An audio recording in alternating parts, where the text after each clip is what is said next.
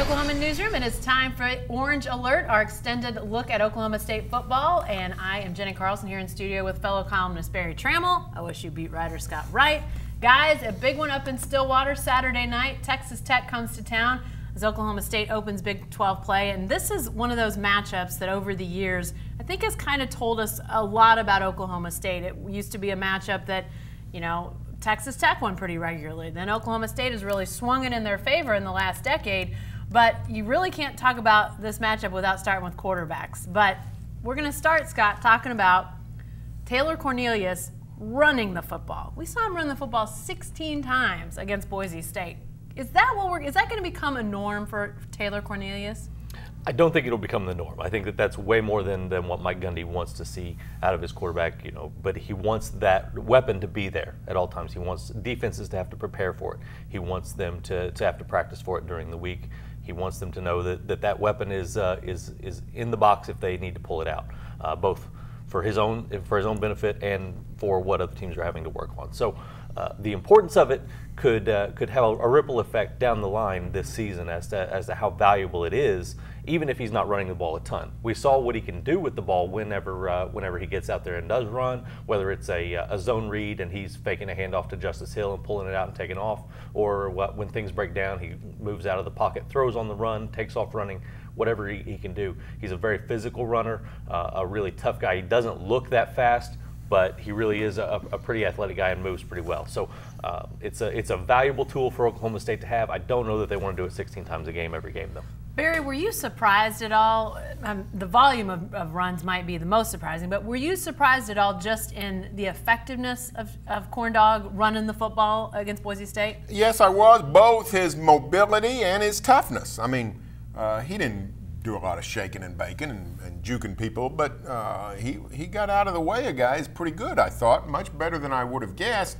And his ability to bounce off of tacklers and get an extra 2 or 3 yards after he'd been hit was very impressive to me. I didn't know he had that ability. It's a situation where I agree with Scott. I don't think Gundy wants him to run that much, but I think they will run him quite a bit because if he shows himself to be the kind of passer we've seen, which is pretty good but nothing spectacular, you got to add other elements to that offense, and the quarterback run game is always a big boost to an offense. So I can see the Cowboys using Taylor Cornelius in the run game much more than we would have guessed. We'll talk more about the predicted weather here in a little bit and how that might factor into the run game. But, you know, as we've talked about Cornelius running the ball, Scott, I'm reminded that, you know, for the last few years, Mason Rudolph, there was often this conversation, and Mike Gundy was at the heart of it, about how he wanted to run the ball. Mason Rudolph did. And Gundy was very gun-shy about that. We never saw anything that approached what we saw against Boise State in terms of Mason Rudolph's time. He's obviously not as big. Maybe he's just not as mobile or as fast. I don't know, but it seems like the conversation has changed a little bit as it relates to quarterbacks actually being allowed to run the football. Yeah, it absolutely has, and Mike Gundy admits he wants Taylor Cornelius to slide, get out of bounds, don't take as much contact as he seems to be willing to take. Being a big physical guy, he has no problem going in there and hitting the guy. But Mike Gundy would like to see him minimize the amount of contact that he's getting. Now, Taylor Cornelius was asked about that, and he says he hasn't heard it directly from Gundy's mouth yet, but he knows that they probably want him to try to avoid some of that contact a little bit more. Now, one team that is not going to be surprised by a quarterback run game from OSU is Texas Tech. They got burned really bad by one last year in Lubbock when Mason Rudolph tucked the ball and took off for a 29-yard touchdown late in that game.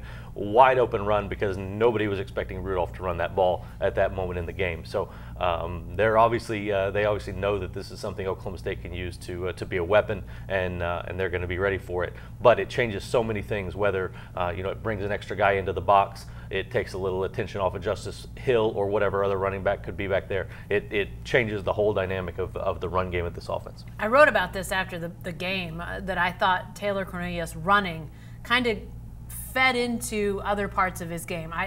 As has been mentioned, he's not super, accurate with his passing, but he seemed more comfortable, Barry, once he mesh the running with the passing. So again, I don't know if he runs this much ever again, but it does seem like there's a little bit of a give and take there with, feeling good about the run game. Maybe he's a little looser mentally with the passing game.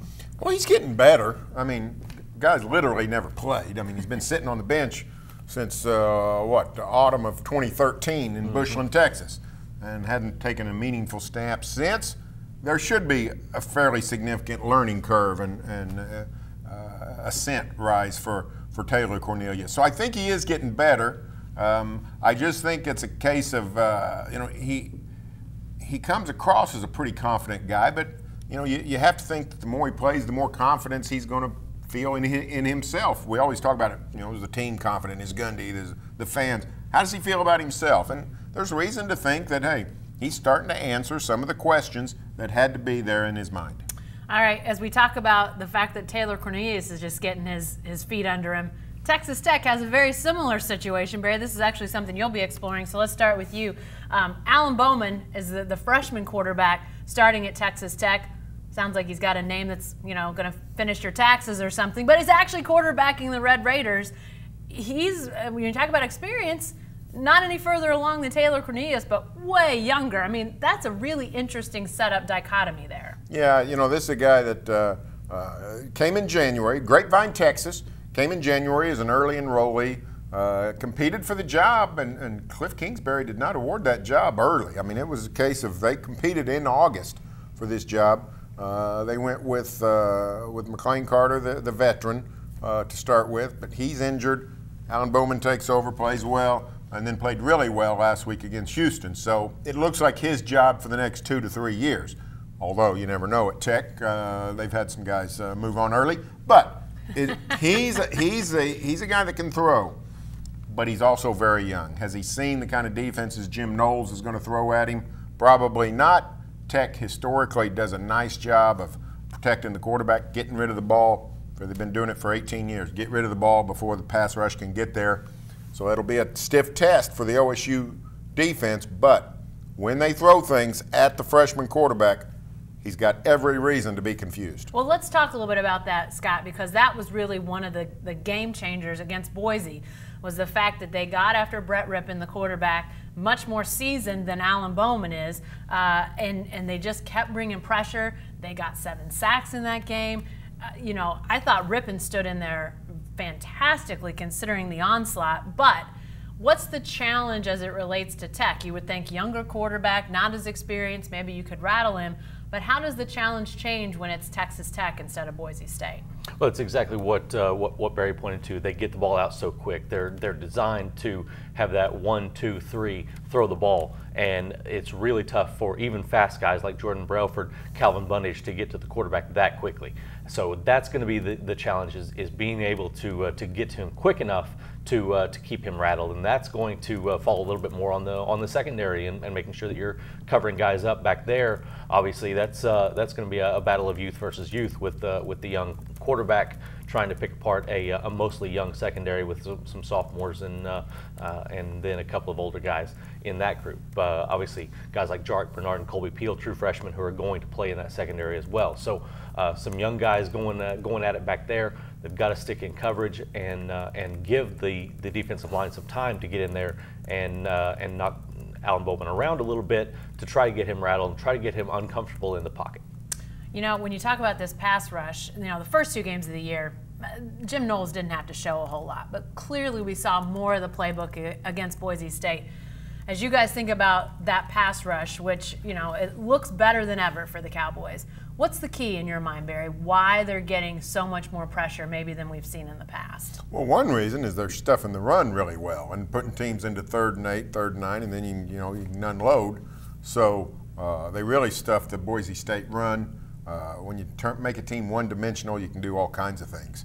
So that's the number one key. He's also getting pass rushers out on the field.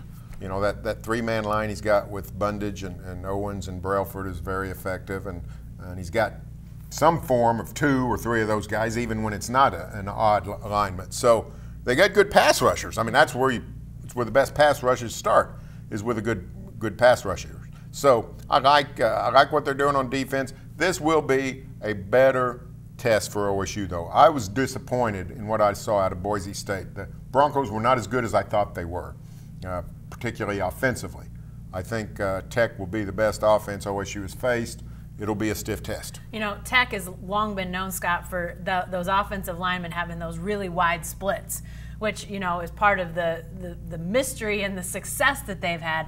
But is that one of those things that Jim Knowles has got to figure out a way to exploit? Because he was really bringing pressure from a lot of different areas against Boise State.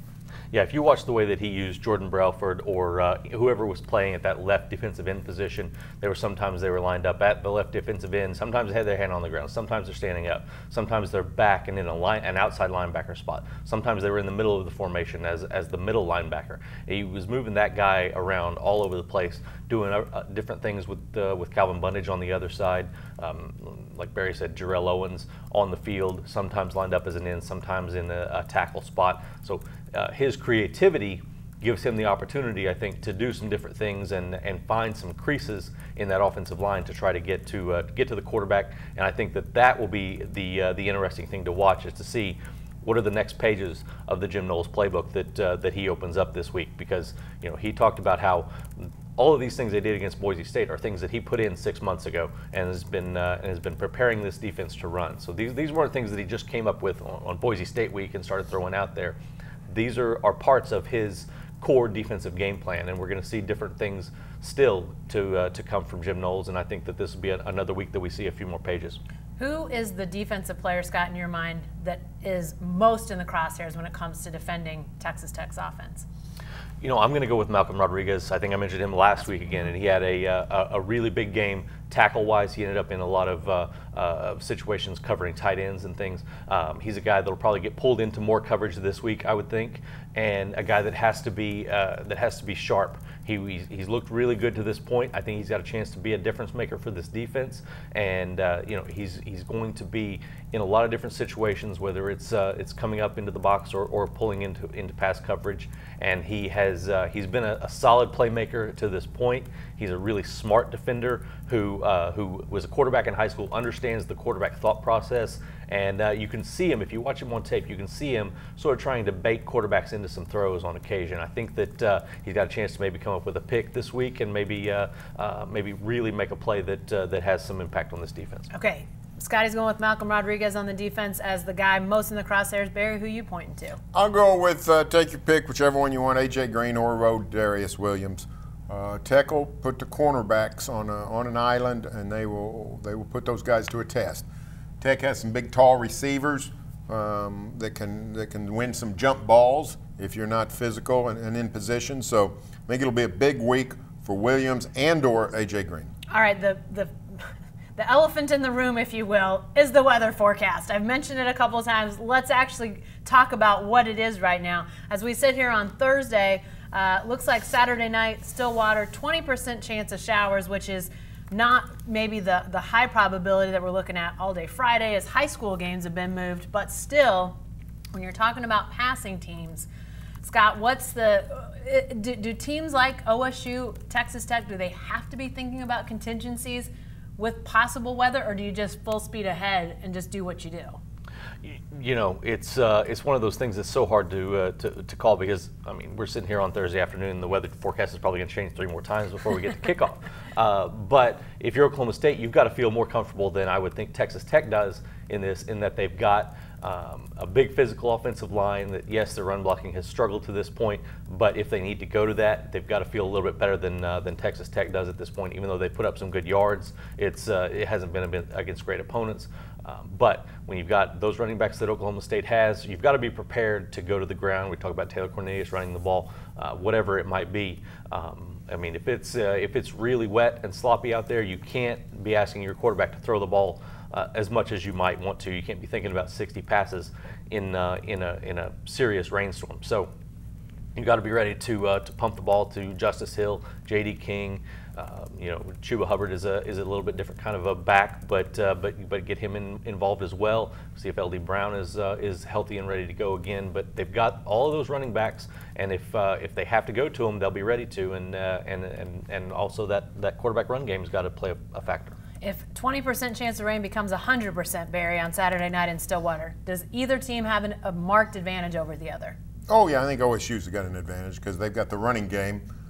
Tech runs the ball, usually better than you think, but the Cowboys can and should be and are a better running team. So if you have to fall back on the running game, advantage OSU.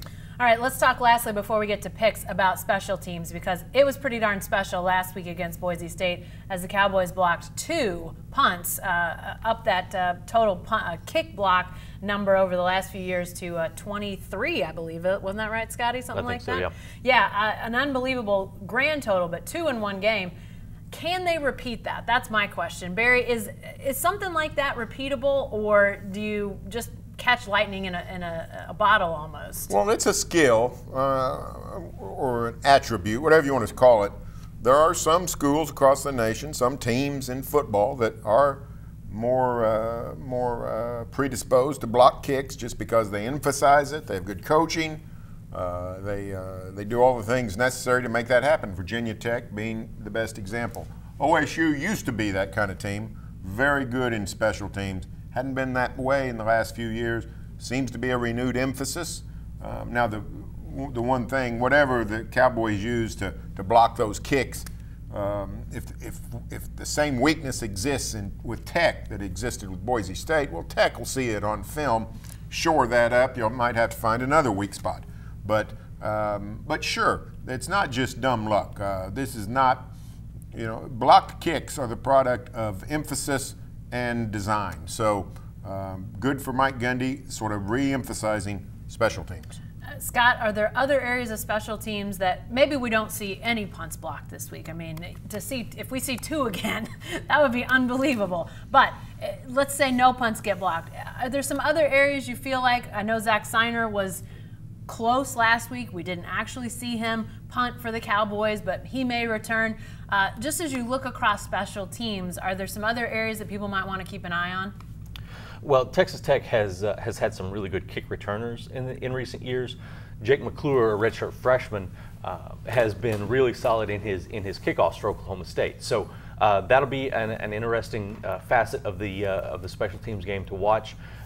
You'll want to see, if it's raining. Oklahoma State's been a little bit questionable in their fielding of punts at times this year, and really last year as well. So that'll be another area to keep an eye on. But really, the coaching that Oklahoma State is focused on with Patrick Cashmore and MK Taylor seems to really have these guys energized, especially in their punt block, kick coverage, things like that. So I think that'll be an important weapon for Oklahoma State, and given the opportunity, they're going to want to try to make plays there. All right, let's go to picks. We've all got Oklahoma State winning, and winning fairly comfortably, guys. I had 41-24 for OSU. Scotty, you went 48-28. Come on, 48-35. Pretty big numbers there. Talk about your pick. I was a little bit surprised. Maybe I'm in the minority on this, but I was surprised that the point spread was as high as it was. I think Oklahoma State can win comfortably, but 13.5 just seemed like a lot of points in this situation with a Texas Tech team that is scoring the way that they are right now, and going to test Jim Knowles' defense in a way that they haven't been tested. So I think that Oklahoma State gets close to that number. But if I was in Vegas, I would be probably leaning toward betting on Texas Tech. Well, and when we made our picks too, the question of weather was a lot more up in the air. Yeah. I know that made me think a little bit. On my pick, Barry, you went a little bit bigger spread, 48-28 for the Cowboys. Here's OSU's point totals against Tech this decade, since Dana Holgorsen installed the air raid. 41, 45, 70, 45, 52, 59, 66, 34. Yes, I think I'll take the Cowboys against the spread. All right, we'll see how it goes on Saturday night. Again, 6 o'clock kick up in Stillwater, FS1 if you're not headed up there. And be sure to stay with the best coverage team anywhere at newsok.com and every day in the Oklahoman.